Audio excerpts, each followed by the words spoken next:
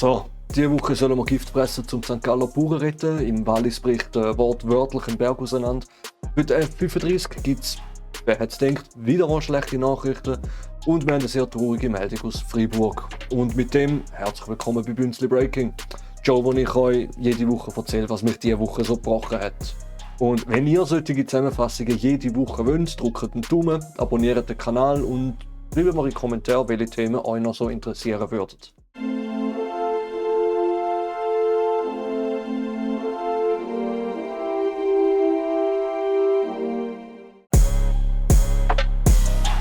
Bei diesem Thema haben wir uns bewusst dazu entschieden, einen Schritt zurückzutreten. Der Fall in Kerzers ist kein politischer Schlagabtausch, kein Abstimmungsthema und auch nichts, worüber man so im typischen Bünzli-Breaking-Ton großartig ranten sollte. Es geht um eine Tragödie mit mehreren Todesopfern. Darum beschränken wir uns hier auf das, was sinnvoll ist. Die Fakten. Wer es wieder ein bisschen bünzliger, zynischer und meinungsstärker mag, Timestamp.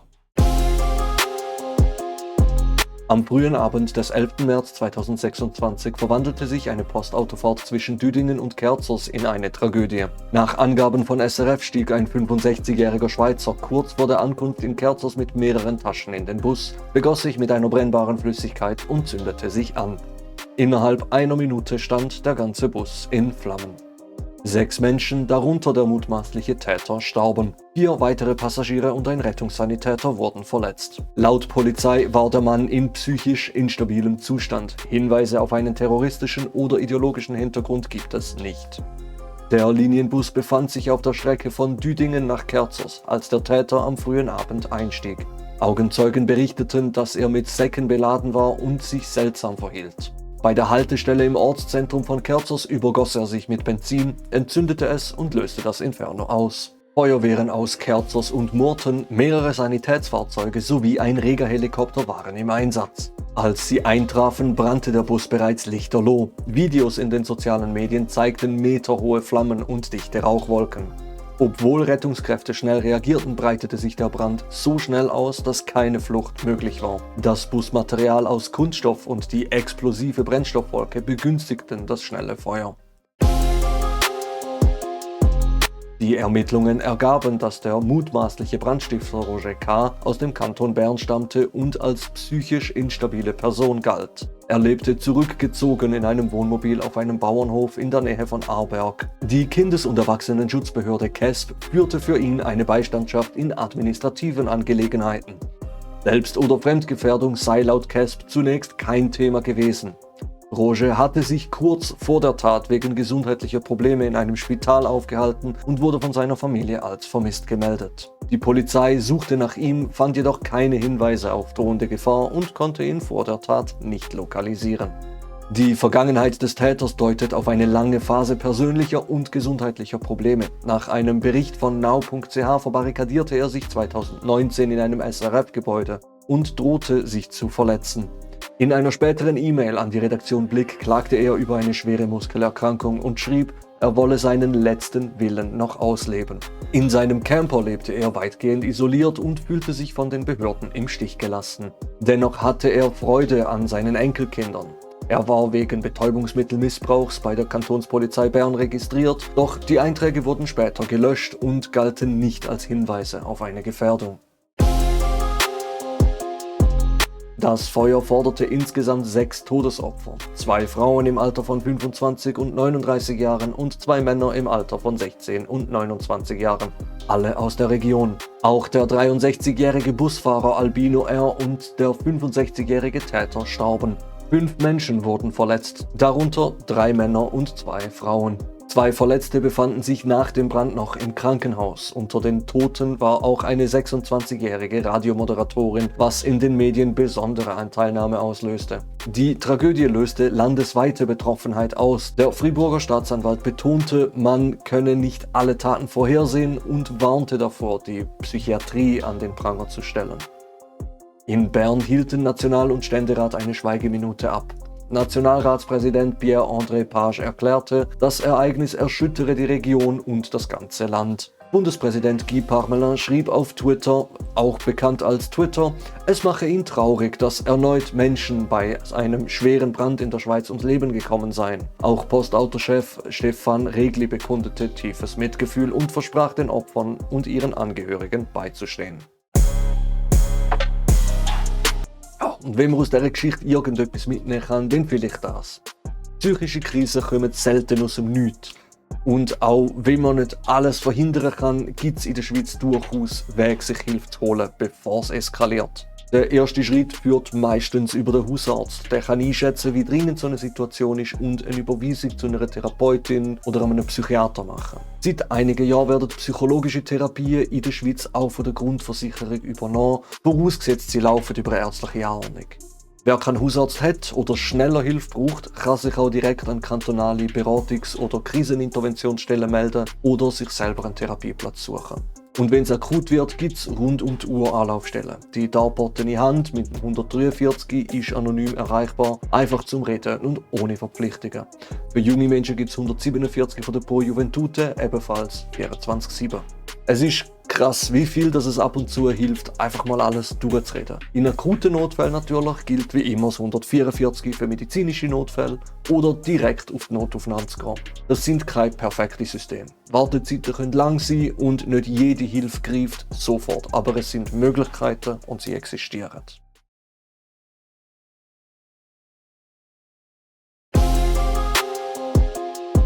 Oberhalb von Chipis im Wallis tut sich ein ungewöhnlich großer Erdspalt auf. In der steilen Schlucht des Navessans-Tals klafft eine rund 250 Meter lange Risslinie, die sich täglich um 2 bis 4 mm vergrößert. Geologen schätzen, dass sich etwa 500.000 Kubikmeter instabiles Gestein bewegen könnten. Die Situation hat die lokalen Behörden alarmiert. Ein Abbruch des Hangs könnte den Fluss Navessans stauen und durch einen plötzlichen Durchbruch ein Sturzflutrisiko für das Dorf Chipis auslösen. Sensoren und Drohnen überwachen die Felsmassen. Straßen wurden gesperrt, Evakuationspläne liegen bereit. Die Entwicklung dieser Klufthänge ist kein isoliertes Phänomen. In den vergangenen Jahren haben extreme Wetterereignisse und der rasante Klimawandel die Stabilität der alpinen Hänge beeinträchtigt.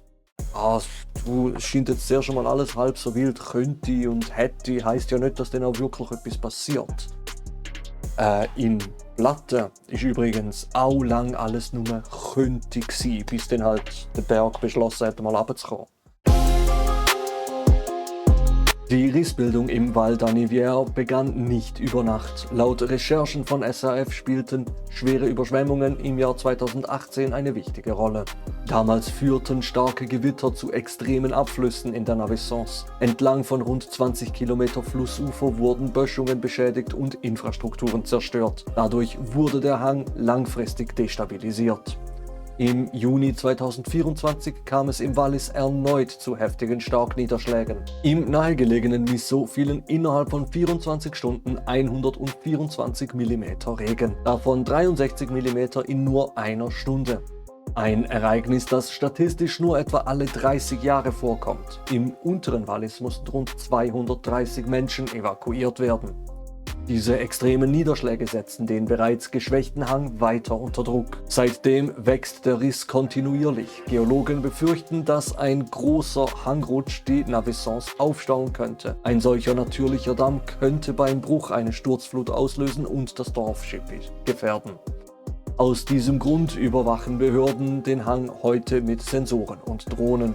Für die rund 425 Einwohnerinnen und Einwohner von Chipis liegt ein Evakuationsplan bereit. Hey, tritt statistisch nur alle paar Jahrzehnte auf. Höre ich in den letzten Jahren viel zu oft. Die Häufung solcher Starkniederschläge hängt eng mit dem Klimawandel zusammen. Die Schweiz hat sich seit der vorindustriellen Zeit um rund 2,9 Grad erwärmt, deutlich stärker als der globale Durchschnitt. Das hat direkte Folgen. Hitzeperioden nehmen zu, die Schneefallgrenze steigt und es fällt häufiger Regen statt Schnee. Gleichzeitig werden Niederschläge seltener, dafür aber deutlich intensiver. Der Grund ist simpel. Wärmere Luft kann mehr Wasser speichern. Wenn sich dieses Wasser entlädt, kommt es zu extremen Regenfällen, wie zuletzt im Jahr 2024. Die Ereignisse von 2018 und 2024 sind deshalb kein Zufall. Solche Starkregen sättigen den Boden und schwächen den Untergrund. Wasser kann schneller abfließen und setzt Hänge zusätzlich unter Druck.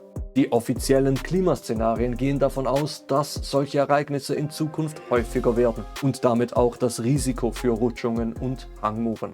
Klimawandel bedeutet nicht einfach nur steigende Temperaturen, sondern vor allem mehr Extrem. Wärmere Luft kann mehr Wasser aufnehmen. Wenn sich das entladet, dann eben nicht langsam, sondern in solchen Massen, wie wir sie dort sehen. Neben Starkregen spielt auch das Schmelzen von Permafrost eine wichtige Rolle. Permafrost ist dauerhaft gefrorener Boden. In den Alpen wirkt dieses Eis wie eine Art Klebstoff, der Felsen zusammenhält. Wenn dieser Klebstoff auftaut, verlieren die Hänge an Stabilität. Risse werden größer, Gestein lockert sich. Gleichzeitig ziehen sich auch die Gletscher zurück. Dadurch fehlt zusätzlicher Druck, der viele Felswände bisher stabilisiert hat. Die Folge? Hänge werden instabiler und Felsstürze wahrscheinlicher. Messungen zeigen, dass der Permafrost in den Alpen bereits deutlich an Eis verloren hat. Forschende gehen davon aus, dass solche Instabilitäten in Zukunft zunehmen werden. Das zeigt sich auch an konkreten Ereignissen. 2024 kam es am Pitcairn zu einem großen Felssturz. 2025 brachen beim Birk-Gletscher bei Blatten rund 20 Millionen Tonnen Eis und Gestein ab. Solche Ereignisse lassen sich nicht immer direkt auf den Klimawandel zurückführen, aber sie treten in einem Umfeld auf, das sich durch steigende Temperaturen klar verändert. Wenn wir doch nur so etwas wie so einen Klimafonds hätten, um solche Schäden zu begrenzen. Der ist bekanntlich abgelehnt worden, in Schipis übrigens mit deutlicher Mehrheit. Und jetzt sieht man ziemlich konkret, gegen was man sich da entschieden hat. Angesichts der steigenden Gefahren bereiten sich Behörden und Forschungseinrichtungen auf häufigere Bergstürze vor. Im Fall von Schipis werden Deformationssensoren in Felsrissen installiert. GPS-Messungen erfassen Bewegungen im Millimeterbereich und Drohnen liefern hochauflösende Modelle der Felswand. Die Kantonsregierung hat einen Evakuationsplan ausgearbeitet, der im Falle eines Bruchs in Kraft tritt. Straßen werden für den Verkehr gesperrt, alternative Zufahrten wurden geprüft. Solche Frühwarnsysteme sind essentiell, denn sie erlauben eine rechtzeitige Evakuation.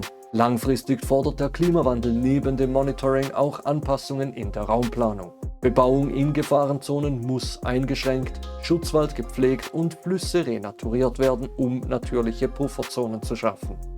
Die WSL weist darauf hin, dass Renaturierungen und Uferschutzmaßnahmen im Navessonstal seit dem Hochwasser 2018 intensiviert wurden.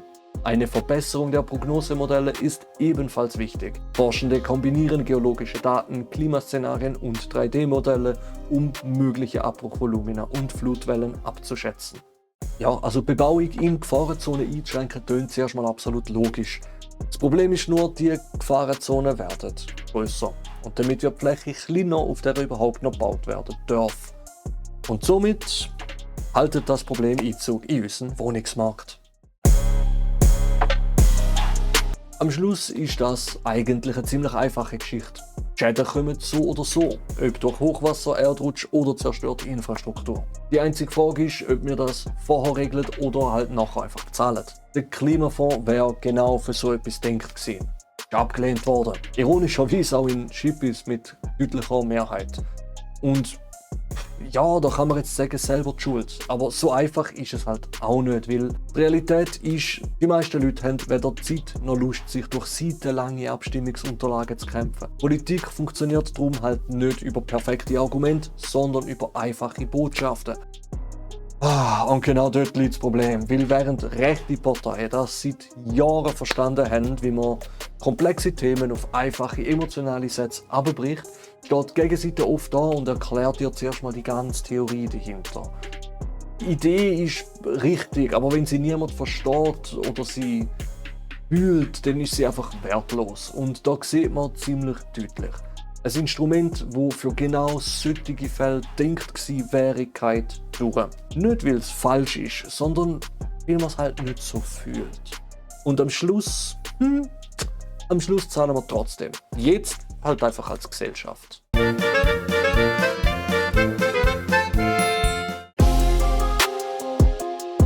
Im Herbst 2020 stimmten die SchweizerInnen mit knapper Mehrheit von 50,1% für neue Kampfflugzeuge. Das Abstimmungsbüchlein limitierte den Kredit auf maximal 6 Milliarden Franken. 2021 evaluierte Arma Swiss 4 Muster: Lockheed Martin F-35A, Eurofighter Typhoon, Dassault Rafale und die Boeing FA-18 Super Hornet. In der Wertung des Bundesrats schnitt der F-35 in Bezug auf Wirksamkeit, Produktunterstützung und Kooperationsfähigkeit am besten ab und bot laut Bundesrat die höchste Leistung zum niedrigsten Preis.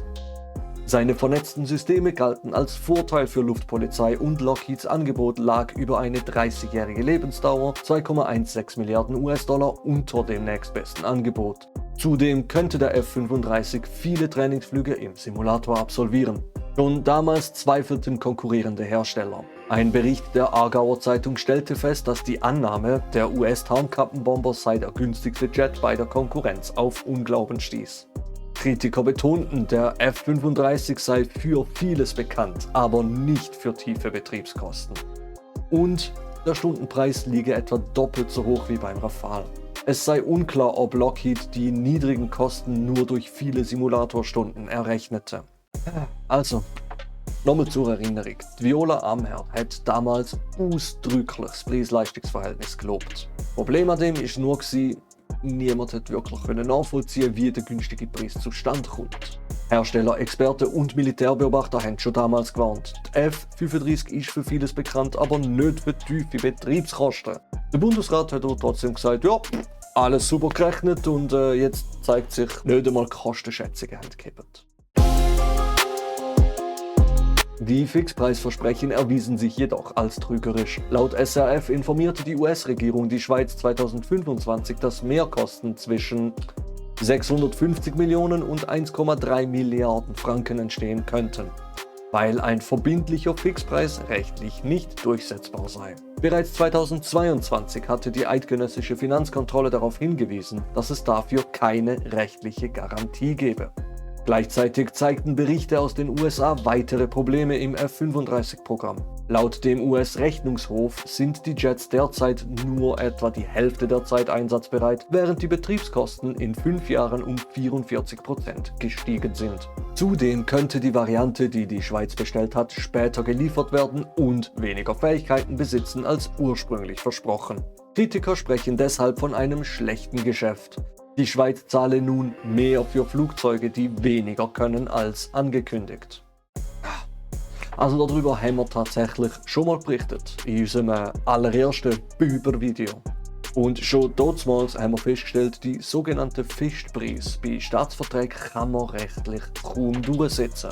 Ja gut, man könnte sagen, dann wird halt wegen Inflation oder Rohstoff um ein paar Prozent angepasst, wenn man die Kerosinkreie kauft. Aber 1 Milliarde mehr. Und dann gibt es noch weniger Jets. Bei natürlich auch deutlich höheren Betriebskosten. Mal abgesehen davon, dass man sie vom Spraytan-Sultan kaufen. Ich würde ja fragen, ob man als Kind so oft geheilt worden ist, aber bezweifle, dass so jemand freiwillig angelangt worden ist. Angesichts der Mehrkosten erklärte der Bundesrat im März 2026, dass die Schweizer Luftwaffe wohl nur 30 statt 36 F-35A erhält. Auf einen zusätzlichen Kredit von rund 1,1 Milliarden Franken verzichtet die Regierung und beantragt stattdessen 194 Millionen Franken, um einen Teil der Mehrkosten abzudecken. Man wolle im finanziellen Rahmen bleiben, den das Volk genehmigt hat. Allerdings sinkt damit auch die Durchhaltefähigkeit der Luftwaffe. Eine Expertengruppe schätzt, dass für eine umfassende Luftverteidigung 55 bis 70 moderne Jets nötig wären. SP und Grüne fordern deshalb, das F-35-Projekt zu stoppen und Alternativen wie Rafale oder Eurofighter erneut zu prüfen. Einige Militärpolitiker erinnern zudem daran, dass die Schweiz 2014 den Gripen abgelehnt hatte. Also gut, ja, die Gripen ist damals abgelehnt worden. Unter anderem, weil man keine Notwendigkeit gesehen hat und weil der Abwehr-Albatros eigentlich nur auf dem Papier existiert hat. 2022 haben die SP und die Grünen über 100'000 Unterschriften für eine Initiative gegen den F-35-Kauf gesammelt. Das Problem, der Kaufvertrag ist ja schon genehmigt, also Politisch praktisch wirkungslos. Im Juni 2025 ist dann noch eine Petition mit 42.000 Unterschriften dazugekommen. Aber Petitionen sind ja schließlich rechtlich nicht bindend. Im September 2025 ist dann noch eine Motion für ein neues Referendum gekommen, ebenfalls abgelehnt. Und jetzt stehen wir da. Der Bundesrat kauft halt einfach weniger von diesen Stealth-Spatzen zum praktisch gleichen Preis. Und er will also auch nochmal 400 Millionen extra. Was der Bundesrat nicht alles tut, zum am Mar-a-Lago in Schröchen. Der Gefechtsgeier, ich kann nicht mehr. Wenn man das Ganze mal kurz neben das Entlastungspaket 27 legt, dann wird es auch nochmal richtig grusig. Dort wird gespart bei Universitäten, Nationalfonds, Berufs-, Weiterbildung, Kinderbetreuung, Opferhilfe, Integration, AHV, IV und vielem weiterem. Und wenn man nur mal die genannten Posten grob zusammenzählt, kommt man ungefähr auf das, was man jetzt für den amerikanischen Abfang-Aasvogel einfach als Mehrkosten oben drauf schießt. Herzlichen Glückwunsch am Bundesrat. Was bei mir von dem vor allem hängen bleibt, ist einfach eins: Frauen schlafen, der sich einschätzende Diktator. Ja, vielen Dank. Hey, Bünzli nach Redaktionsschluss da. Bützli voll mit Katzenhaar. Ich habe gerade noch herausgefunden, dass das Entlastungspaket 27 mittlerweile angepasst worden ist. Unter anderem konkret die rund 300.000 Franken bei der Opferhilfe werden doch nicht gestrichen und bleiben bestehen. Der entsprechende Satz im Fazit ist damit nicht einfach nur satirisch überspitzt, sondern auch faktisch ziemlich überholt. Danke, weitermachen, nächstes Thema.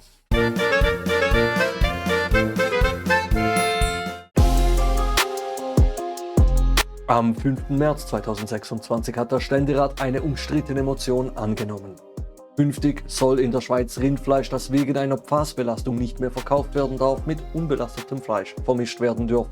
Der Bundesrat soll die gesetzlichen Grundlagen schaffen, damit der Verkauf als Hackfleisch oder Wurst wieder möglich wird. Der Entscheid ist eine Reaktion auf einen Skandal im Kanton St. Gallen, wo im Sommer 2024 hohe Pfaswerte im Boden festgestellt wurden und bei Rindern die gesetzlichen Höchstwerte überschritten wurden. Befürworter der Motion wollen die betroffenen Landwirte vor dem wirtschaftlichen Ruin schützen. Kritiker sehen darin einen gefährlichen Präzedenzfall und warnen vor einem Vertrauensverlust in Schweizer Fleisch.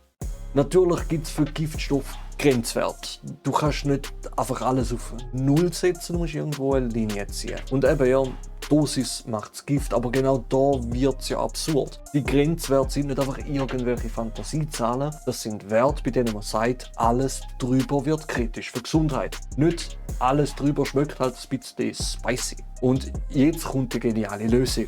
Wir haben Fleisch, das giftig ist zum Verkaufen, also mischen wir es einfach mit sauberem Fleisch, bis es halt wieder in den legalen Rahmen geht. Und nein, nur weil plötzlich mehr von dem Zeug da ist, heisst das nicht, dass unser Körper sagt, ja okay, cool, dann vertragen wir jetzt halt auch nicht mehr davon. Was ist nicht wie Alkohol? Das ist Zeug, das sich im Körper ansammelt, nicht abbaut und über Jahre wirkt. Pfas ist kein einzelner Stoff, sondern eine ganze Gruppe von Chemikalien, die seit Jahrzehnten in der Industrie verwendet werden. Sie stecken zum Beispiel in beschichteten Pfannen, Outdoor-Kleidung, Verpackungen oder Feuerlöschschaum. Der Grund? Sie sind extrem widerstandsfähig, wasserabweisend, fettabweisend und praktisch unzerstörbar. Und genau das ist das Problem. Diese Stoffe bauen sich in der Natur kaum ab. Sie bleiben im Boden, im Wasser und landen irgendwann in Pflanzen, Tieren und am Ende auch im Menschen. So kommen sie auch ins Fleisch. Kühe fressen belastetes Gras, trinken belastetes Wasser und speichern die Stoffe in ihrem Körper. Je älter das Tier, desto mehr sammelt sich an. Das gleiche gilt übrigens auch für Milch, Eier und Fisch. Um das Risiko zu begrenzen, gibt es Grenzwerte. Die sind extrem niedrig angesetzt, weil Pfas sich im Körper ansammeln und langfristig schädlich sein können. Besonders für das Immunsystem. Ja, cool. Ach, das Zeug sammelt sich im Körper, baut sich nicht ab und wir mischen es jetzt aktiv ins Essen. Und wem nützt das eigentlich? Offenbar der Industrie. Also denen, die dort Fettkohlen aus der Industrie ziehen. Nicht denen, die dort arbeiten. Die dürfen die Scheiße jetzt nämlich fressen. Und ich verstehe ja das Problem. Bauern können auch nicht dafür, dass der Boden belastet ist. Aber da stellt sich jetzt halt die Frage, wieso wird das jetzt unser Problem? Ich habe das Zeug nicht im Boden gekippt. Dafür sollte es eigentlich System geben, Versicherungen oder einen Haftungsbescheid, irgendetwas. Aber nein, die Lösung ist, wir verteilen es einfach auf alle. Gift fressen, um die Wirtschaft anzukurbeln. Gewinn privatisieren, Verlust sozialisieren. Die langen Halbwertszeiten machen Pfas besonders gefährlich. Der menschliche Körper braucht Jahre, um sie über die Nieren auszuscheiden. Dadurch können sie sich in Organen und Blutzellen anreichern und zu gravierenden Gesundheitsproblemen beitragen. Darunter Leberschäden, Schilddrüsenerkrankungen, erhöhte Cholesterinwerte, Fettleibigkeit, Fruchtbarkeitsstörungen und Krebs. Insbesondere Nieren- und Hodenkrebs. Besonders sensibel reagiert das Immunsystem. Pfas können Autoimmunerkrankungen auslösen und die Reaktion auf Impfstoffe beeinträchtigen. Die Europäische Behörde für Lebensmittelsicherheit bewertet diese Auswirkungen als die kritischsten für die Risikobewertung. Außerdem warnt die Schweizer Akademie der Naturwissenschaften, dass Pfas bei wiederholter Aufnahme krebserregend sein und die Fortpflanzung gefährden könnten. Diese Risiken und die Tatsache, dass Pfas sich über Jahre im Körper anreichern, sind der Grund, warum Verbraucherschützer eine Nulltoleranzpolitik fordern. Hey, ich verstehe ja, Nulltoleranz wäre ideal, aber wahrscheinlich nicht realistisch. Aber die Alternative kann es doch jetzt nicht sein. Dass wir die Grenze nach oben schieben und gleichzeitig mehr davon verteilen. Weil bei so einem Stoff ist die Frage nicht, wie viel ist okay, sondern wieso ist überhaupt etwas davon okay. Jetzt sind wir aber an einem Punkt, wo wir nicht nur sagen, ja gut, ein bisschen davon ist halt da. Nein, wir gehen an und sagen, hey, passen wir die Regeln an und mischen das Zeug aktiv ins Essen. Das ist eine bewusste Entscheidung. Im Sommer 2024 wurde bekannt, dass Böden in der Region Eckersried im Kanton St. Gallen mit Pfas belastet sind und einige Rinder den Höchstwert um das 40-fache überschritten.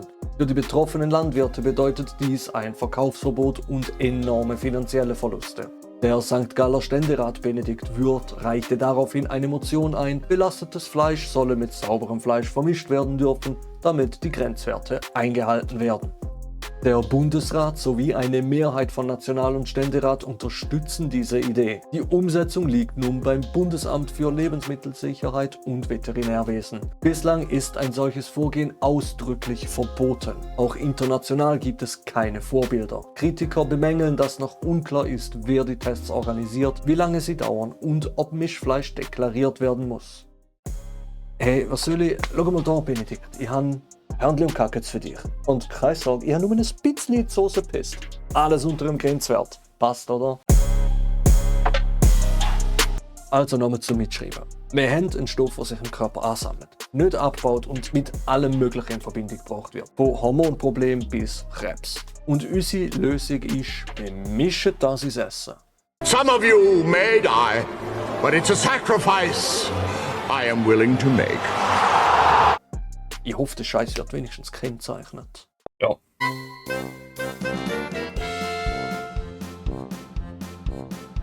Bin ich gerade selber von mir überrascht. Kann man nicht einfach aufhören, mit Zahlen zu reden? Gefahrenzone. Ich schwör's dir, Mann, Zahlen. Ich hasse Zahlen, Mann. Ja, Mann, ich hasse es, weil ich's... Oh, weißt du, auf was habe ich jetzt schon keinen Bock, wenn ich auf die scheiß hure Kanonen schweibe? Weißt du, es ist eine Rinderherde, dann ist der höchste Wert. Gerebes Greif. Smart. Ui. With a passion. Ja, ist gut, ich weiss, was die Tür ist.